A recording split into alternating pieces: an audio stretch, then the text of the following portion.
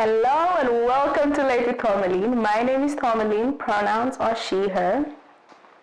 So, you probably know me as the Thunder House that has been chosen to replace Ellen DeGeneres.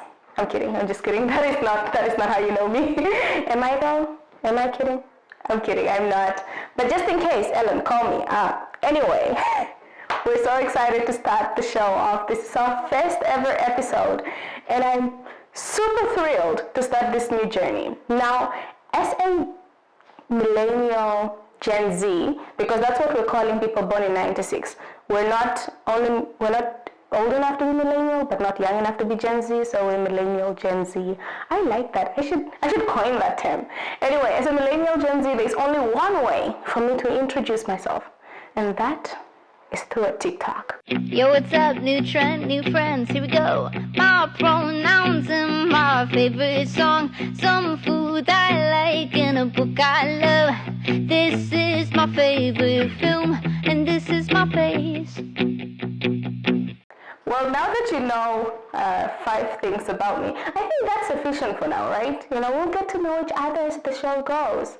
Hopefully, I think. Anyway, on this show we support a few causes and movements that we will not waver from. The Black Lives Matter movement. I don't need to explain that. LGBTQIA communities. We don't need to explain why we support them. We believe global warming is real. If you don't believe that, again, I have no idea how to help you. We also truly hold this cause dear to my heart, which is the mental health awareness. I find this to be one of the most important aspects of a human being, and we also deeply support any movement that promotes mental health awareness. Finally, and this is definitely the most important, is supporting 5-foot women who only choose to date 6-foot tall guys. I stand by that. Yep, all heights matter. I'm kidding. No, they don't. If you're 5'5", I don't know what to do if you put my hand over your shoulder. I'm just kidding. Anyway, we have a great show here lined up for you guys today. Stick around. We'll be right back. I'm so excited to start this journey. So, things are finally starting to seem like they're going back to normal. People are getting vaccinated, and the more considerate people are still continuing to wear masks and social distance. To be fair, I don't think it's about that anymore at this point, because you're always caught in a dilemma. You're like, should I stop wearing a mask and be mistaken for a Republican, or should I keep wearing a mask and people think I'm not vaccinated? So, it's a tough battle. But anyway, things are looking like they're about to go back to normal. So a lot of people are starting to go out on dates again. I am considering that as well.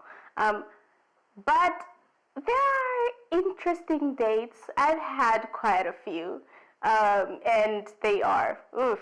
So what we did is we searched the internet to find some horror stories, dating horror stories. But before that, I had an experience of my own. I went out on a date with this guy, and this was pre-pandemic. And we met on an online dating app. I don't think I can name it. Can I? No? Okay. We met on an online dating app, and on his app, he said he was 5'10". So I was like, you know what? I will settle. As a 5-foot girl, I usually go for 6-foot guys. But I digress. So this guy says he's 5'10". We meet at a movie theater. I don't think I can also say which. Can I say which? No? Okay. So we meet at the movie theater, and he gets there first, and he texts me. He's like, oh, where are you? I'm like, I'm on my way. I'm heading there. And I get there, and I text him. I'm like, hey, I'm outside. I have blue pants on and a white shirt or whatever. So he comes outside, and there's a lot of traffic, human traffic, obviously. So the door opens, and this short guy walks out. He's probably like 5'2" or something. I don't know. But he walks out, and I'm like, nah, that's not him. That can't be him. But he keeps walking towards me, and I'm like, God, I know we don't talk much, but just this once, man. Just come through for me. This guy comes up to me, and he hugs me, and I'm like, oh my God. And I wore flats for some weird reason, because usually I would always wear heels, but that day I wore flats. and we were the same height. This is making me sound so shallow, but it was so bad. On top of that, so we go to a bar in the movie theater, before the movie starts. We go to a bar, and he says this to me. He's like, "Oh, had you not shown up, I told the bartender to just give me shots of tequila." I'm like, dude, you already don't have height. Don't do this to yourself, man. Everything was just going to hell, basically. And long story short, I ditched him through the movie. I'm not proud, but I am not ashamed either. It felt like going on a date with my little brother. Incomprehensible. All right, so these are the worst dates that we found on your Twitter accounts. This one says, worst date ever was when a dude took me to a fancy restaurant, said he would pay for me, and then forgot his wallet, but we stopped for gas. He forgot his wallet at the gas station. This is so bad. This is so bad. All right, next one. Dick Bagel says, long story short, I was out with a girl way out of my league, and her boyfriend showed up at the end. I mean, you set yourself up there, because if you knew she was way out of your league, you should have known something ain't right. I'm sorry, Dick Bagel. All right, next one says, ay Dios. All right. Oh God, this one is good. Sitting outside a bar, he goes into the bar, doesn't come out for ages. He's chatting up a blonde. Brings the blonde to our table and talks to her for about an hour. When she finally leaves, he said it proved how much he liked me because he could have had sex with her but didn't. Okay. So, first of all, I have to commend Sue Kirk for her patience, because she sat outside while this guy was chatting up a blonde and then endured an entire hour with her at their table. So basically the end of that story is that they're married now and they have 5 kids and she's a sister wife. Must be nice. All right? And the next one is Karen, but not that Karen. In line at the movie theater, he asks me if I can tell he's wearing 2 pairs of pants. I'm very, why? Why is it? This is one of the most confusing dates. Not only why he was wearing 2 pants, but why he felt the need to ask that. That is so strange. But maybe he's a nice guy, you know. Nice personality under his 2nd pair of pants. Oh, that was mildly inappropriate. That was mildly inappropriate. Okay. This one says, first date, a girl told me to come to her place and would figure out a place to eat and went in our evening. A girl told me to come to a place and would figure out a place to eat in our evening. Oh, okay. I went over. She had a pet pig. The house smelled like a pig lived there. I mean, pig does. Anyway. And she didn't want to go anyway, if you get my drift. It was a trap from the beginning. Should have seen that coming. Oh my God! But you know, swine, no dine. Get it? No? Dine it? No? Okay. I'm just gonna carry on. Alright, second last one. Okay. This kind of similar to my experience, but went on a date, and when the guy showed up, he was really short, which I wasn't expecting. When he went to the loo, I texted a friend to say he's really short. Only later I realized I hadn't sent it to her, and by mistake I'd sent it to him. Oops. Just run. I don't know what I would do in that situation. Like, if you don't realize this until, oh, this is bad. Just leave.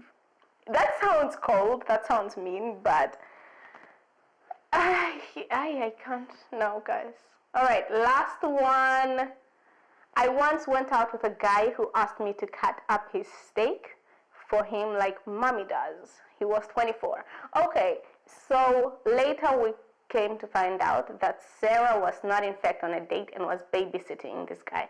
All right, Kissimmee, we finally have a senior daycare in our area. We're located at 1901 South John Young Parkway in Kissimmee, Florida. We're here Monday through Friday, 7 a.m. to 4 p.m. We'll see you here.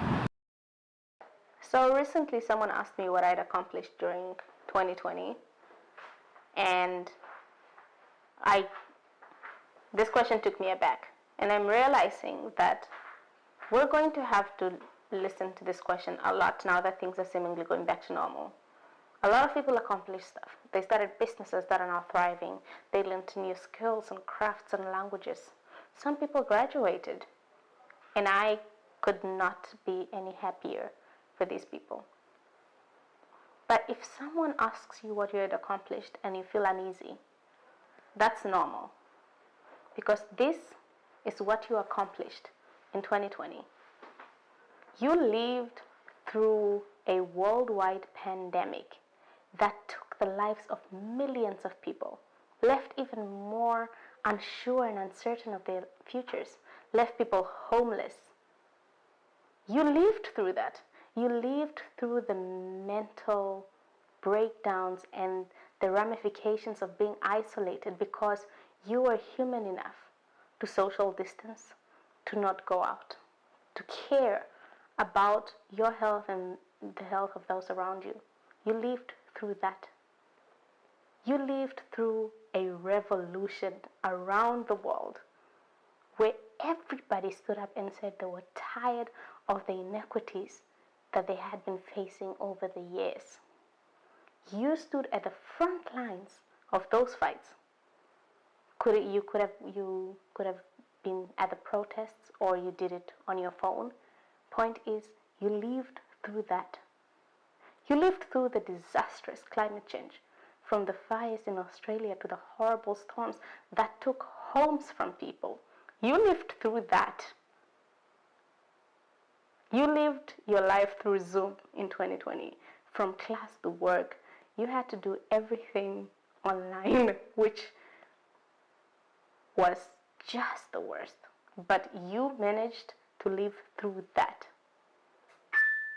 And most importantly, you lived to see the first Black, Asian, African American vice president of the United States. You lived to see that.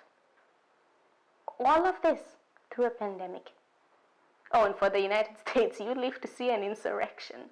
So when someone asks you what you've achieved, or even has a hint of belittlement that you haven't achieved much, you lived.